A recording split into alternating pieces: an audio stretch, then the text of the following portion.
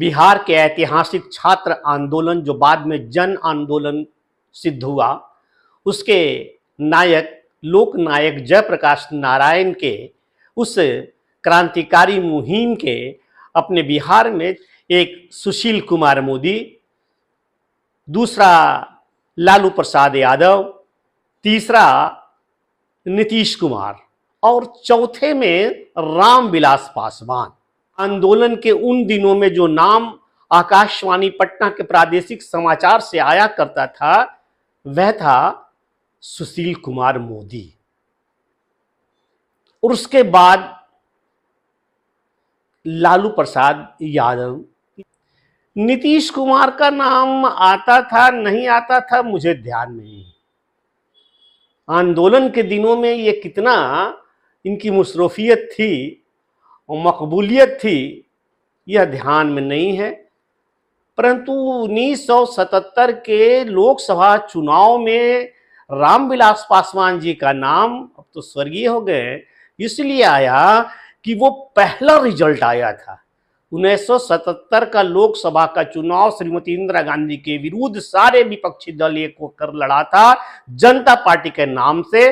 उसमें पहला रिजल्ट बिहार से रामविलास पासवान का निकला था। वो कदाचित रोसड़ा से 4 लाख से अधिक वोटों से जीत हासिल की थी। खैर, अब उन इतिहास को क्या दोहराना, उनसे तो अब कुछ प्राप्त करना नहीं, कुछ हासिल होना नहीं है। परंतु देखिए समय के चक्र किस तरह से चला और अंततः जेपी आंदोलन के लालू प्रसाद यादव बिहार के मुख्यमंत्री बन बैठे। एक आशा का जागरण हुआ, संचार हुआ कि अब एक जन आंदोलन से उपजा नेता के हाथों में बिहार का नेतृत्व है, जुआ है तो कुछ कर दिखाएंगे। फिर लोगों को पता है कि उन्होंने क्या किया, कैसे किया। आजकल तो वो सजा याफ्ता हैं, जेल से छूटे हुए सजा काट कर, और बीमार हैं। उनके विरासत की राजनीति को जिसने संभाला है उनकी भी बातें वैसी गर्मी वाली है। तो ये बिहार अब शांति चाहता है। इसी शांति के चाहत में जयप्रकाश आंदोलन के तीसरे, रामविलास पासवान का जिक्र कर चुका, लालू प्रसाद के विषय में अब जान चुके, तीसरे अनमोल हीरा नीतीश कुमार थे, जिनसे कोई खास अपेक्षा बिहार को नहीं थी। बिहार उन्हें जानता भी नहीं था। लालू प्रसाद के साथ राजनीति करते इनके भी नाम समाचार पत्रों में आने लगे। लालू प्रसाद यादव की पार्टी, उनके चुनाव चिन्ह बदलते रहे, लोग छोड़ छोड़ कर जाने लगे इनसे। कई गए, हाथ कटा, पांव कटा, लेकिन हृदय के जो ये बसे हुए 2 तत्व थे, रामविलास पासवान और नीतीश कुमार, इन दोनों ने भी एक समय ऐसा आया कि लालू जी का साथ छोड़ करके निकल गए। तो खैर, रामविलास पासवान के विषय में अब तो वे हैं नहीं, लेकिन कहा जाता है कि वे मौसम विज्ञानी थे। और आज उनका पुत्र चिराग पासवान भी एक समझदार राजनीति करने का उनमें साहस भी है, कौशल भी है और योग्यता भी है। परंतु मुझे बात करनी है नीतीश कुमार की।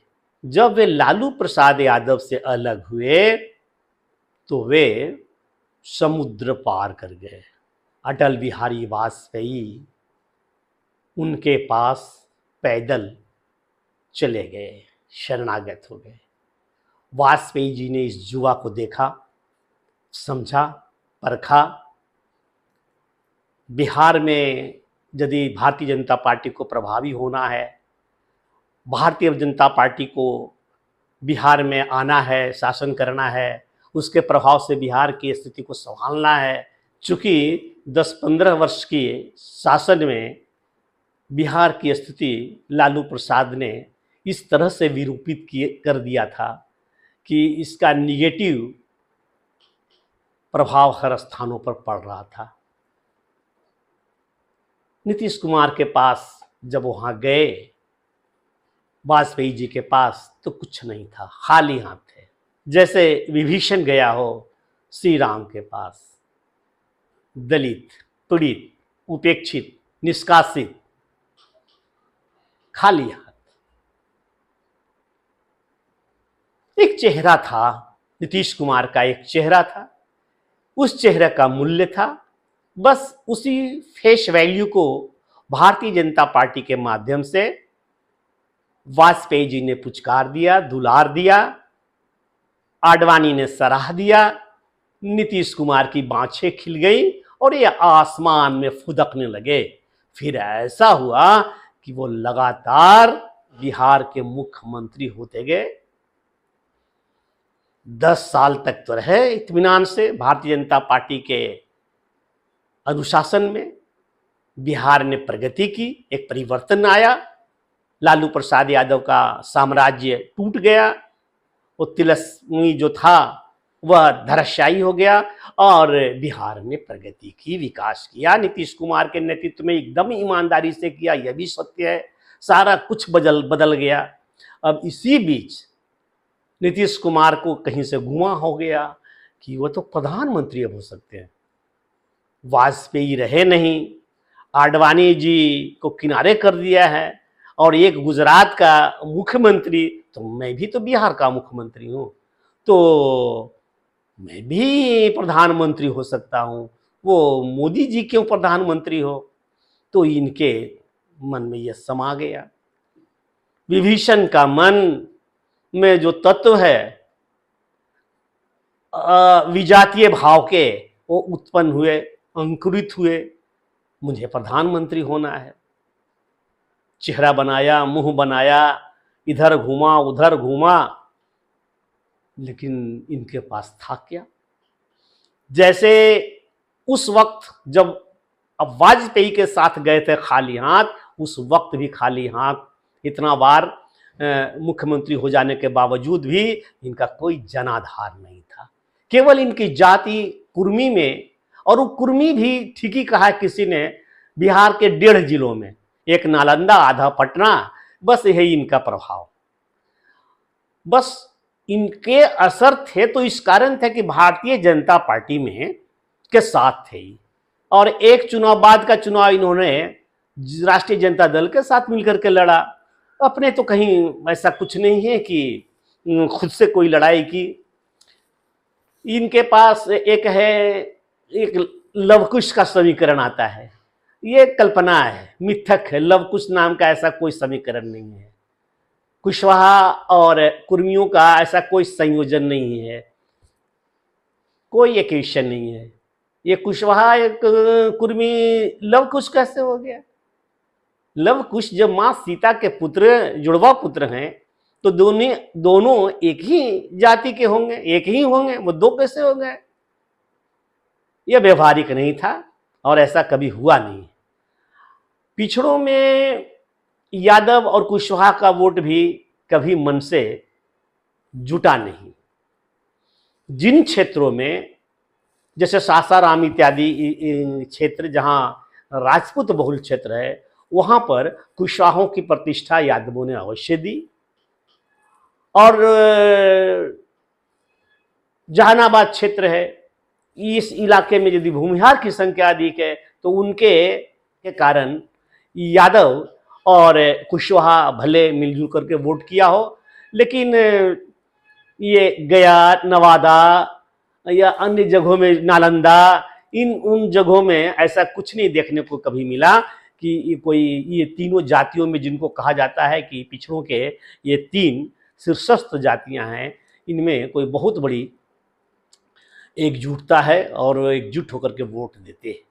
ऐसा कुछ नहीं हुआ। कोई भाव नहीं है, कोई चाव नहीं है नीतीश कुमार की पार्टी के साथ, और राष्ट्रीय जनता दल भी कहीं नहीं है सिवाय बिहार के छोड़ करके।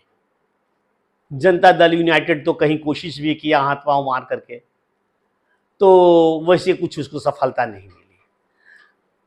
तब स्थानीय स्तर पर राष्ट्रीय जनता दल फिर भी मुसलमानों का सहयोग लेकर के माई समीकरण, मुस्लिम और आदब समीकरण को पोख्ता करके वो राज किया राष्ट्रीय जनता दल। लेकिन मुसलमानों को भी बहुत ही शीघ्र समझ में आ गया कि ये के शिगुफा है, एक हवा है।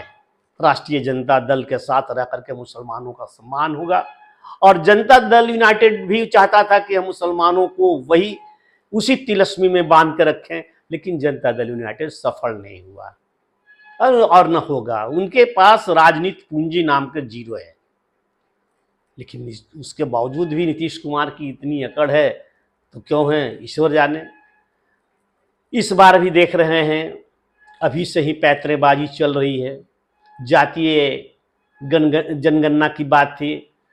मैं ये जानना चाहता हूँ, आज तक में नहीं समझ में आया कि जातीय आधारित जब जनगणना होगा, एक अकेले बिहार के एक स्टेट के लेवल पर ऐसा कोई निर्णय एक मुख्यमंत्री लेता है, तो उनके इस निर्णय में यदि गणना हो भी जाएगा तो क्या लाभ मिलने वाला है, क्या लाभ मिलने वाला है पिछड़ों को या दलितों को, यह तो कोई बताए। जब नौकरी की, व्यापार की, व्यवसाय की और उद्योग के विस्तार का या स्थापित होने का दूर दूर तक संभावना नहीं दिखती, तब कहाँ नियोजन होगा, कहाँ एम्प्लॉयमेंट होगा, जाति को गिन करके क्या करेंगे। ये तो ठीक वैसा ही है ना कि हम सब के लिए, कितना आदमी के लिए खाना बनना है, अच्छा हम गिनते हैं 500, 800, 900, 1000, ताकि उतने के लिए पूड़ी और लड्डू का इंतजाम हम करने जा रहे हैं, और उसी को गिनती कर रहे हैं, 1 2 3 4 मुड़े मुड़े गिन रहे हैं।